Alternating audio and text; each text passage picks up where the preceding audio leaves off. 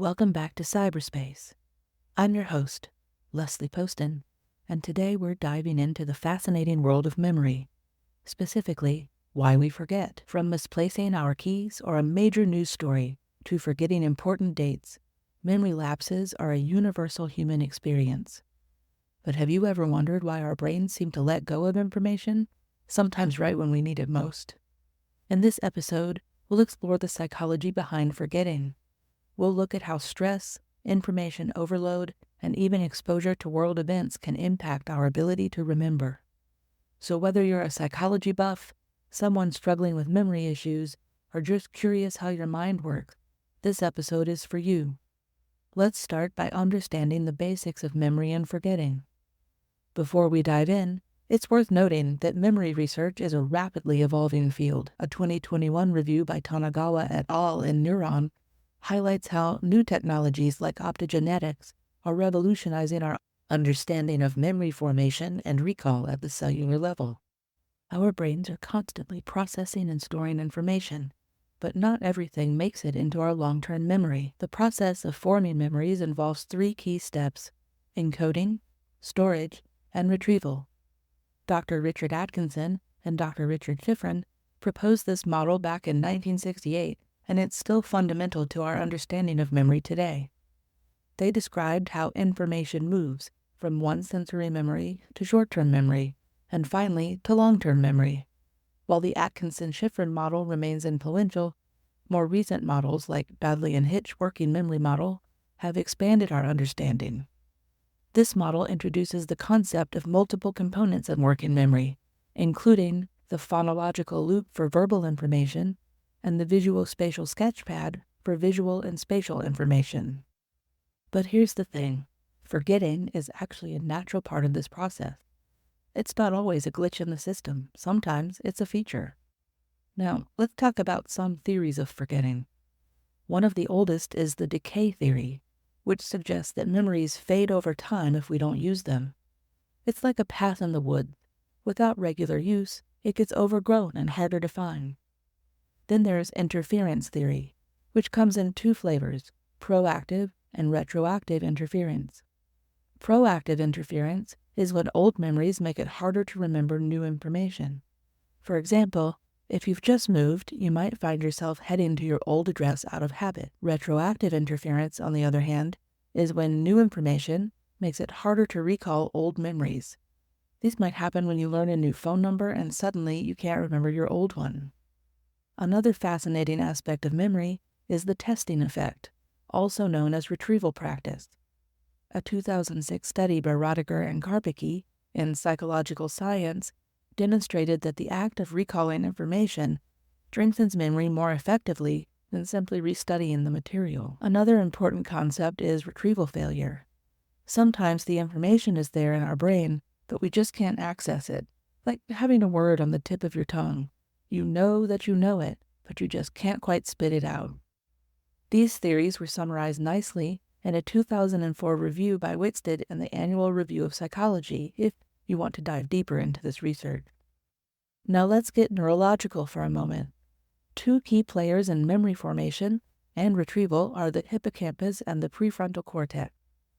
The hippocampus is crucial for forming new memories and sending them to long-term storage, while the prefrontal cortex is involved in retrieving memories later. A study by Preston and Eichenbaum, published in Current Biology in 2013, provides a great overview of how these brain regions work together in memory processes. Recent research has also highlighted the role of sleep in memory consolidation.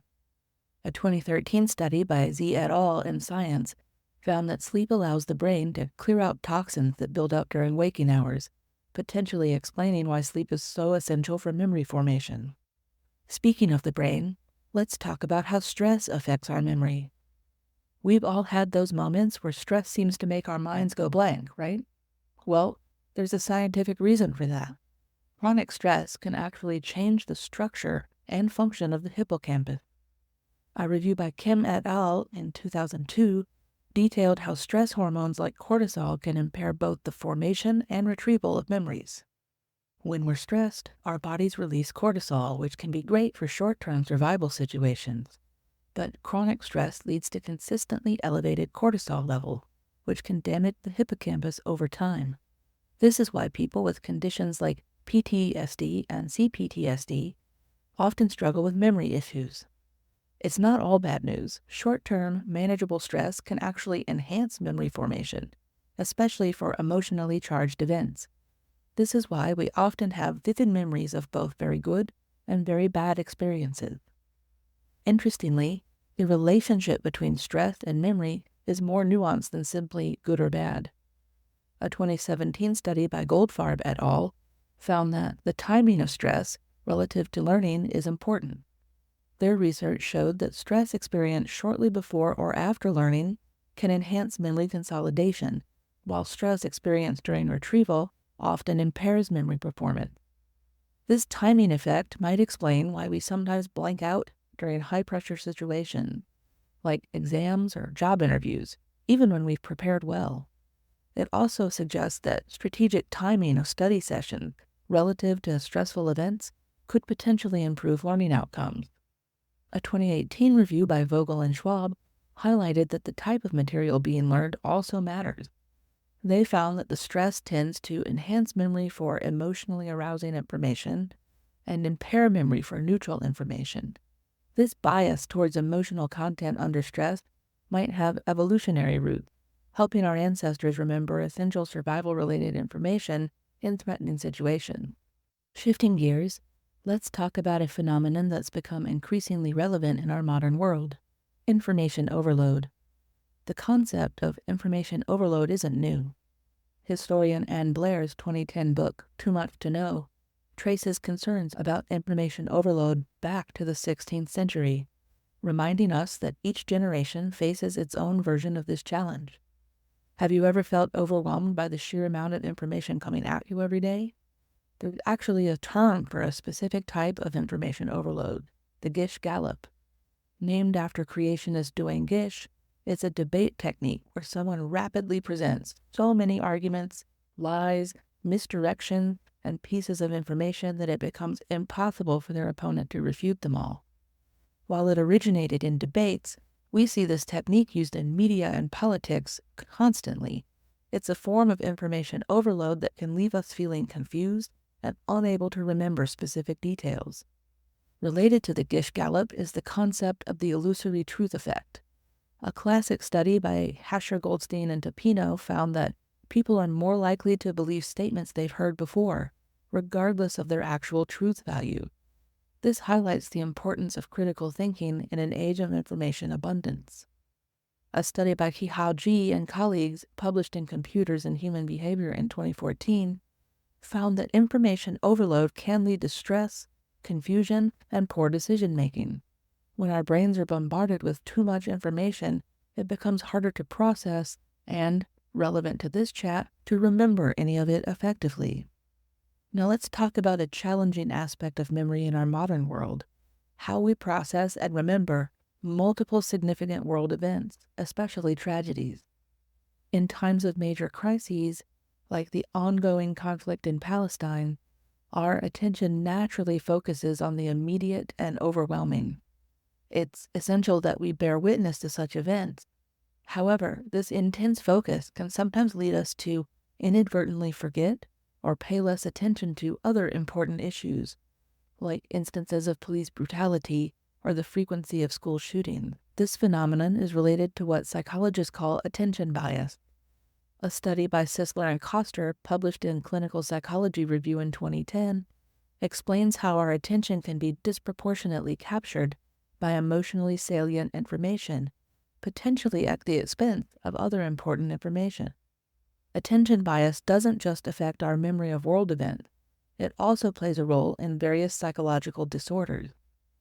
A 2007 meta-analysis by Barheim et al. In Psychological Bulletin found that individuals with anxiety show an increased attentional bias towards threat-related stimuli.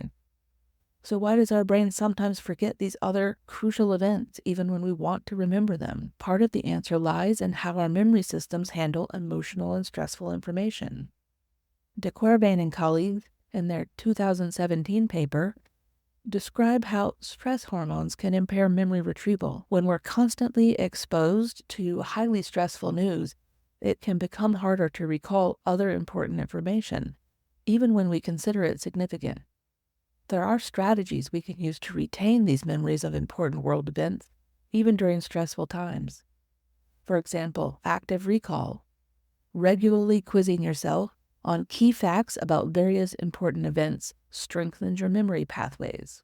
There's also contextual linking, trying to connect different events in meaningful ways. This can help you remember multiple issues by relating them to each other. Also, spaced repetition, revisiting information about different events at increasing intervals. This technique, described by Karpicki and Rodiger in their 2008 science paper, can significantly improve long-term retention. There's also mindfulness practices. These can help manage stress, which in turn can improve memory function. A study by Jha et al., published in Emotion in 2010, found that mindfulness training improved working memory capacity in stressful situations. Create a tragedy journal. Writing down key information about various events can serve as both a memory aid and a way to process your emotions. Another useful technique is the method of loci, also known as the memory palace technique. This ancient mnemonic device, described by Roman orator Cicero, involves associating information with specific locations in an imaginary space. A 2017 study by Dressler et al. Found that this technique can significantly enhance your memory performance. Remember, it's not about consuming less media, but about being intentional in how we process and remember information. By using these techniques, we can bear witness to current tragedies while also maintaining awareness of other important issues. It's also important to practice self-care when engaging with traumatic news.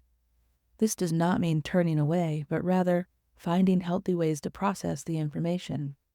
Regular breaks, engaging in positive activities, and seeking support from your friends and family can all help reduce stress and, ironically, improve our ability to remember and engage with important issues. Let's dig a bit deeper into how emotions influence our memory. You've probably noticed that emotionally charged events tend to stick out in your memory more vividly. This phenomenon is known as the emotional enhancement effect on memory. A classic study by Cahill and McGaw, published in 1995, demonstrated that people remember emotionally arousing stories better than neutral ones. The amygdala, a part of the brain involved in processing emotion, plays a key role in this process. The emotional enhancement of memory isn't limited to negative emotion. A 2007 study by Kinzinger and Schrachter found that both positive and negative emotional content is remembered in greater detail than neutral content. But it's not always straightforward. While strong emotions can enhance memory, they can also impair it. Extreme stress or trauma can lead to memory fragmentation, or even amnesia in some cases. This brings us to the controversial concept of repression, or motivated forgetting. Sigmund Freud popularized the idea that the mind might purposely forget traumatic memories as a defense mechanism. While Freud's specific theories are largely out of favor in modern psychology, the idea that memory can be influenced by motivation hasn't been entirely dismissed. While the concept of repression remains controversial, the phenomenon of memory suppression is well documented.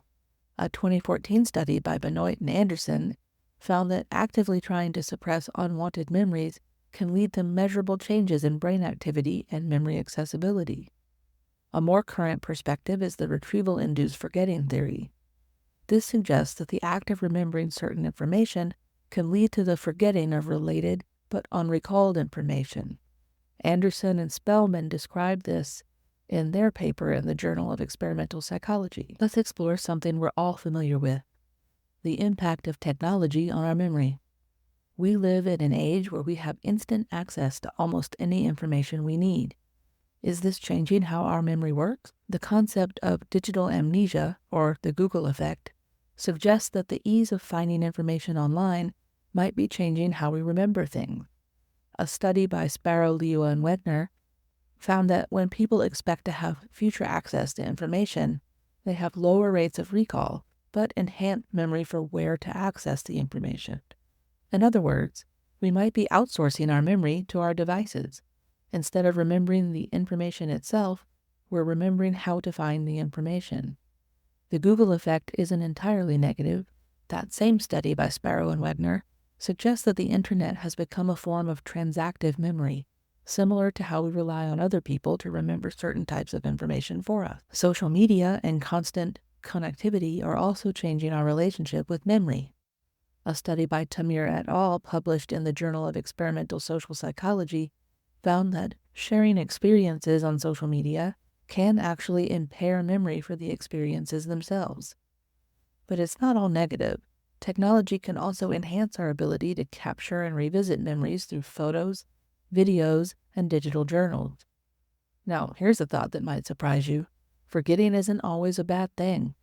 In fact, forgetting can be adaptive and beneficial. A review by Richards and Franklin argues that forgetting is a critical component of memory. It helps us to generalize our experiences, adapt to new situations, and avoid overfitting, a phenomenon where we become too fixated on specific past experiences at the expense of flexibility. Forgetting also plays a crucial role in decision-making. A 2017 study by Richards and Franklin argues that forgetting allows us to adapt to new situations by preventing outdated information from interfering with current decision-making processes. Forgetting also helps us prioritize information. Think about it. If we remembered every single detail of every day, we would be overwhelmed to the point of stagnation. Forgetting allows us to focus on what's important and keep moving. This ties into the concept of the forgetting curve, first described by Hermann Ebbinghaus in the late 19th century. This curve shows how information is lost over time when there's no attempt to actively review or retrieve it. Understanding this curve can help effective learning and memory strategies. Forgetting can even aid in emotional regulation. The ability to let go of minor annoyances or to have the sting of negative experiences fade over time is vital for our mental health. With all of this in mind, what can we do to improve our memory and reduce forgetting when it's not beneficial? First, let's talk about some classic memory enhancement techniques. Mnemonics, for example, are memory aids that help us encode and retrieve information. This could be an acronym, a rhyme, or a vivid mental image. For example, many people remember the order of operations in mathematics using the mnemonic, "Please excuse my dear Aunt Sally," or parentheses, exponents, multiplication, division, addition, and subtraction. Another powerful technique is spaced repetition. This involves reviewing information at gradually increasing intervals. A study by Karpicki and Rodiger found that repeated testing with spaced intervals leads to better long-term retention than repeated studying. In addition to mnemonics and spaced repetition, research has shown the benefits of elaborative rehearsal. A classic study by Craik and Lockhart found that processing information more deeply by relating it to your existing knowledge leads to better retention than simple repetition. Mindfulness and meditation have also been shown to improve memory. A study by Mrazek and colleagues found that a 2-week mindfulness training course improved working memory capacity and reading comprehension. Lifestyle factors play a huge role too. Regular exercise has been shown to improve memory and cognitive function. A review by Hillman, Erickson, and Kramer detailed the positive effects of exercise on brain health and cognitive function in 2008. Diet is another factor. The Mediterranean diet, rich in fruits, vegetables, whole grains, and healthy fats, has been associated with better cognitive function and reduced risks of cognitive decline. A study by Martinez Lepechnica and colleagues, published in the Journal of Neurology, Neurosurgery, and Psychiatry, found that adherence to the Mediterranean diet was associated with better cognitive function. Recent research has also highlighted the potential of certain nutrients in supporting cognitive function. A 2018 review by Bansor et al. In Nutrition Bulletin suggests that flavonoids found in foods like berries and cocoa may have positive effects on memory and overall cognitive performance. As we wrap up, let's recap what we've learned about the psychology of forgetting. We've seen that forgetting is a natural part of how our brains process information, that it's influenced by a complex interplay of factors including stress, emotions, information overload, or even our use of technology. As we continue to navigate our information-rich world, it's vital to remember that our memory systems evolved in a very different environment. A 2013 paper by Mercer argues that understanding the evolutionary context of human memory can help us develop more effective strategies for learning and remembering in the modern world. While forgetting can sometimes be frustrating or even distressing, it's important to remember that it's not always a flaw. Sometimes it's a feature that helps our brains function more efficiently. Understanding the mechanisms behind forgetting can help us develop better strategies for learning and for remembering. It can also help us be more compassionate with ourselves when we do forget things. So the next time you forget where you put your keys, or you blank on a piece of information during an important meeting, remember your brain is not failing you. It's just doing its complex, fascinating work, managing the vast amount of information it encounters every day. I encourage you to think about how you can apply some of the strategies we've discussed, whether it's mnemonics, practicing mindfulness, adjusting your media consumption, or simply being more intentional about what you try to remember. And remember, understanding our memory isn't just about improving our recall. It's about gaining insight into how our minds work, which can lead to better mental health and cognitive function overall. Thank you for joining me on this journey through the psychology of forgetting. I've been your host, Leslie Poston, signing off from cyberspace. Keep questioning, keep learning, and remember, it's okay to forget sometimes. Until next time, stay curious.